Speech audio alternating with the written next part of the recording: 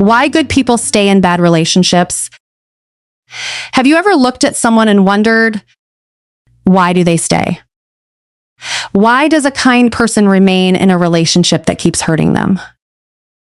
Why do people who deserve love settle for less than they deserve? At first glance, it seems simple. If a relationship is unhealthy, leave. If someone keeps disappointing you, walk away. If you're unhappy, choose yourself. But real life is rarely that simple. Because most people don't stay in bad relationships because they're weak. They stay because they're human. And sometimes the people with the biggest hearts stay the longest. A good person often sees the best in others, even when nobody else can. They remember the sweet moments, the apologies, the promises, the days when everything felt right. And they keep hoping those moments will come back, not because they're foolish, but because they believe in people. They believe people can grow. They believe love can heal. They believe tomorrow might be different. Sometimes that hope becomes the very thing that keeps them trapped. Many good people confuse potential with reality. They fall in love not only with who someone is, but with who they could become. They see the caring side, the vulnerable side, the version of that person that appears once in a while. And they hold on to that version, even when reality tells a different story. They tell themselves, he's going through a hard time. She's just stressed. Things will get better. And sometimes they do, but often they don't. Another reason good people stay is loyalty. Loyalty is beautiful. It's one of the most admirable qualities a person can have. But loyalty can also become dangerous when it is given to someone who keeps taking without giving. Many people were raised to believe that love means staying.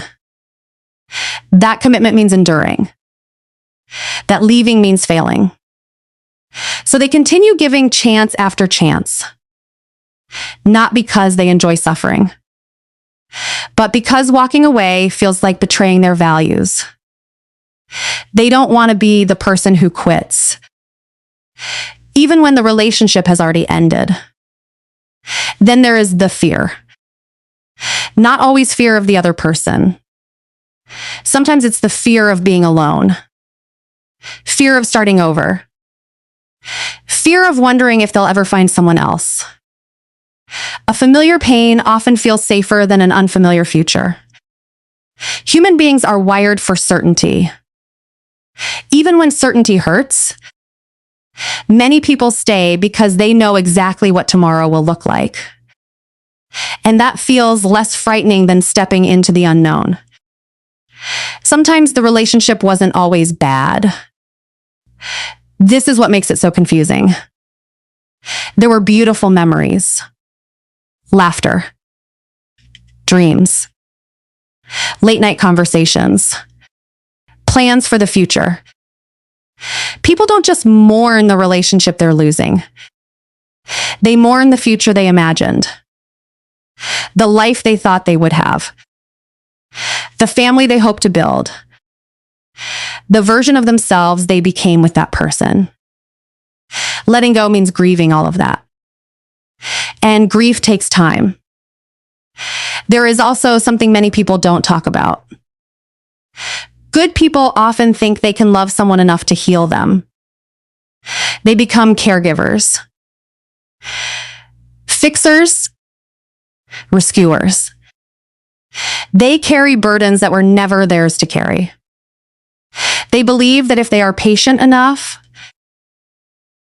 understanding enough, forgiving enough, the other person will finally change. But love cannot heal someone who does not want to heal themselves.